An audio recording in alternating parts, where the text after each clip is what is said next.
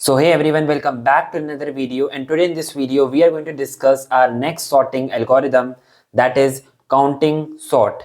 So in this video we will be going to discuss like what is counting sort, its algorithm in C++, why it is named as counting sort, time complexity and space complexity. With that we will also discuss advantages and disadvantages. So without any further delay, let's get started.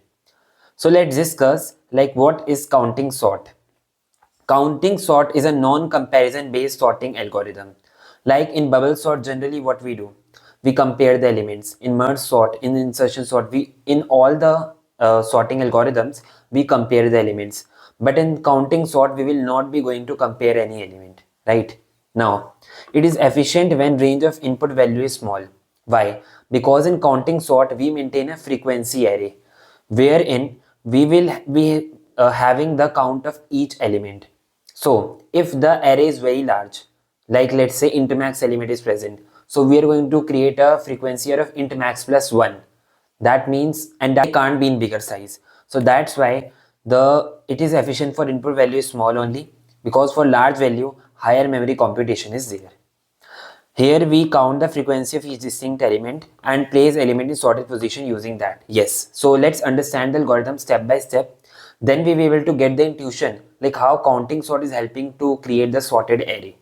So let's jump to this. So we have written a complete series of steps which we are going to follow here, and while following this step at the end we will get the sorted array. So let's follow the step and get the intuition side by side. So if I say this array is given 4 3 2 0 2 4. Now first, what is the first thing that we need to do? To take the count of elements, like take the frequency of each element, we need an array. Now what size of array should be? The maximum element is 4, so size should be 5. Why? Because that then only I will able to maintain the size of count of each element, right? So simple thing, let's create a frequency array of maximum. What is the maximum element? 4. So size of the array will be 5. So we will say 0, 1, 2, 3 and 4. So let's say initially count of all elements are 0. Now we will traverse this array and one by one take the count of element.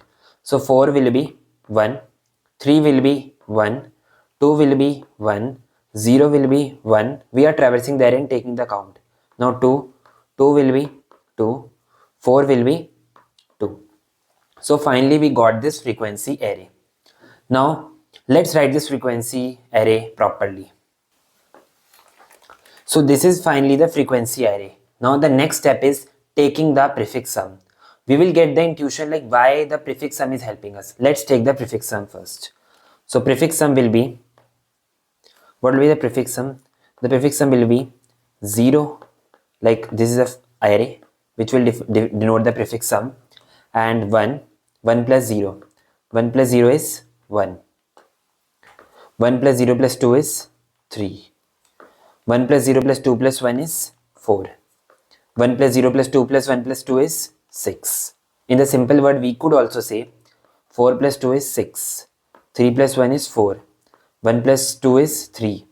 1 plus 0 is 1, like that. So that is also the frequency array. What is like that is a prefix sum. Prefix sum denotes that the number of elements till 3 less than or equal to 3 are 4. Similarly, prefix sum till 4 denotes that number of elements less than or equal to 4 are 6, because obviously 0 2 2 3 4 are 6 elements, so it will come here. Now 0 2 2 3, that is 4 element, they will come here. So this is the simple thing that prefix sum denotes. Now use this knowledge to place the element in sorted position, right? Let's create an output array. Let's create an output array and let's remove this frequency array because it's of no use. We only need this input array and prefix sum array, nothing more than that. And we need this output array to place the elements. So let's 0, 1, 2, whatever is the size of the input array, that will be the size of output array. Obviously, because we are just sorting the element, not increasing or decreasing the size. So now what is the next step? Next step is start traversing the array in reverse position. Now why not from start? We will later get the understanding like why starting from the first is harming us, right? So now If I go to 4, now 4's count is 6. What it denotes that 4's count 6 means number of elements which are less than or equal to 4 are 6, right? So this denotes that 6 denotes that if the number of elements are here and here is 4, so 4 will be at 6th position, right? 5 elements are already there before, right? So if I repeat it again, 6 denotes that number of elements which are less than or equal to 4. That means 4 can be here. 4 will be at 6th position. And 5 elements, let's say, are before. Maybe 4 can here as well. But we can say last element of sixth element is 4 for sure, right? So now what we will say, 4 has 6 elements till now. That means we can place it at 6th position, or you can say for zero base indexing 5th position, right? So we will place the 4 here and we will say decrement this frequency count to 5. Now you will say, why decrement this count? Now let's say 4 again come and 4 will ask that yes 6, so it will again try to place that here, but obviously already one element is placed. Why we are decrementing it? That's the reason. Also we can say, like, if 4 is coming here, the next 4 will come before only, because 6 was less than or equal to 4, so many 4 can be there also here, right? So that is the reason we are decrementing here. So you got the thing. We are traversing in reverse position. For every element we are checking the count, and using that count we are placing the element to index -1, that is 6 minus 1, that is 5, and we are decrementing the count of frequency array. Why? Because the next element will come at that position, not at same position, right? So if I go to next element, that is 2 will say my count is 3. That means number of element less than or equal to 2 are 3. That means 2 will come at 3rd position. If I say in zero base indexing, it should come at 2nd position.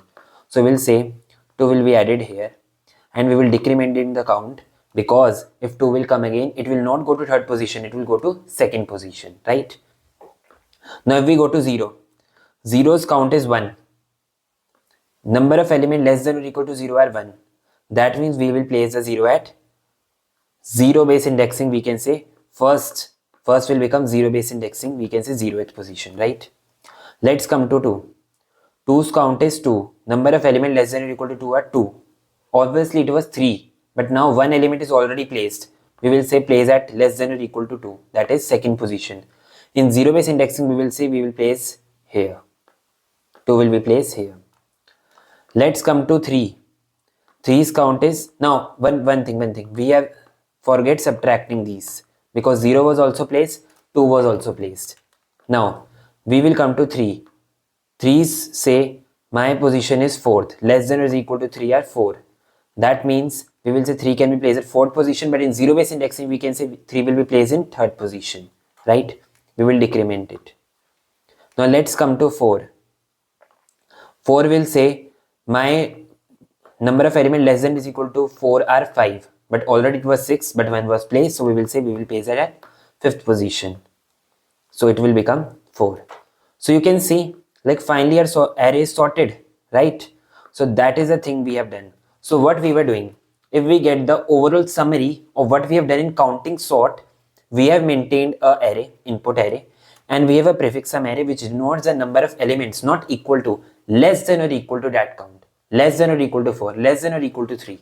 And using that, we are less than is equal to 3 denotes that there already, let's say less than is equal to 3 is 4. That means there are already 3 elements that will come before, and 4th element will be 3, right?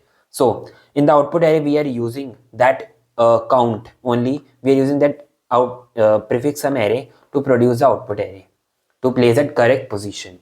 So this was the counting sort. Let's go through the step last time. We were finding the maximum element. We were getting the frequency array of maxi plus 1 size. We were taking the prefix sum to find out the index at which the element to be placed. We will iterate from the end and use the frequency array, or you can say prefix sum array. So we will take element, take its position, place that position -1. In the zero base indexing we will say position -1, and we will decrement the position for next element. Let's say 4 again comes, so it should come at 5th position rather than 6th position, right? Now let's get some doubts cleared. Why start iteration from the last element of the array? The reason behind is stability. Let's say we have two elements, 4 here and 4 here. This 4 will come at 6th position, this 4 will come at 5th position, right? Here 4 will come, here 4 will come, right?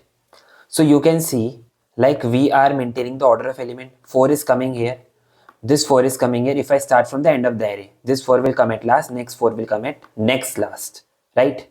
But if I say start from the first, this 4 here, this 4 here, so this 4 will come at last, and this 4, when I start iterating from the first, this 4 will come now here according to the prefix sum array we are maintaining. So you can see elements positions are swapped. Actually 4 is 4 is the same number, but if I am saying this is first 4, this is second 4, but this become first 4, this becomes second 4. That's why relative order of elements change. Stability lost, and stability should not be lost. We will discuss in further videos like why stability is important, right? Now let's discuss why it is called counting sort. Because here we are maintaining frequency array for counting the frequency of each element. That's why it's called counting sort. So let's understand the logic, and then we will jump to the code and discuss about time complexity and space complexity. So logic is what we are doing.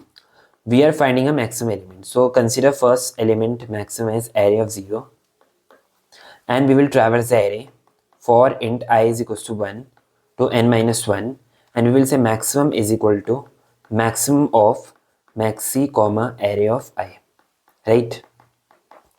Now we have got the maximum element. Now what we are going to do, we will create a frequency array of maxi plus 1, right?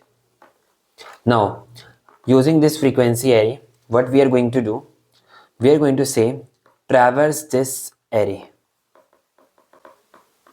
and do the frequency of it plus plus, and then take the prefix sum of this frequency array for int I is equals to 1 to whatever is a maximum.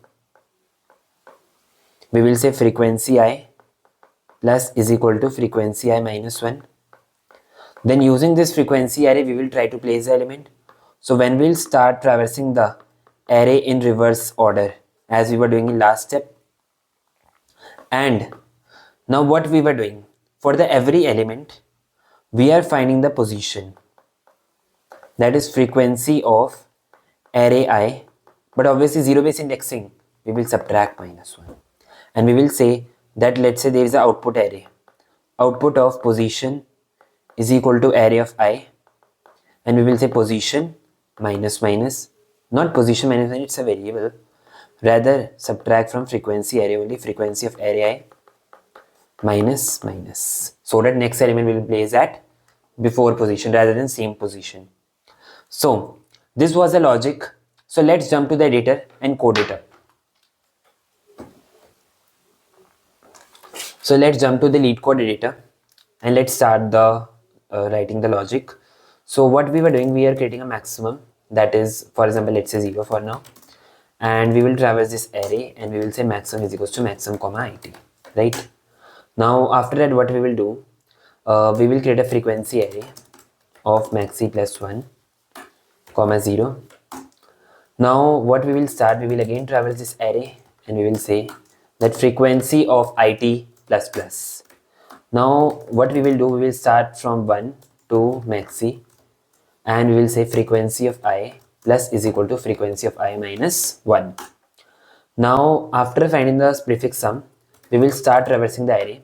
So let's take the size of the array, n is equals to nums dot size, and we will say I is equals to n minus 1, I greater than is equal to 0, I minus minus, and we will say that this is the element array of I.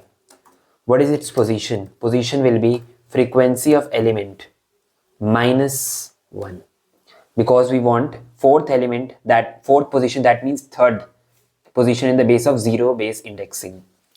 So we'll say what is the array. So if I place in same array, I think it will not matter. No, I think this should be nums, and let's create the output array vector int output, that is n commas n for now, and we will say that output of position is equal to nums of I, and we will say frequency of element minus minus, and at then we will return the output array. So let's compile and run the code and check whether it's working fine.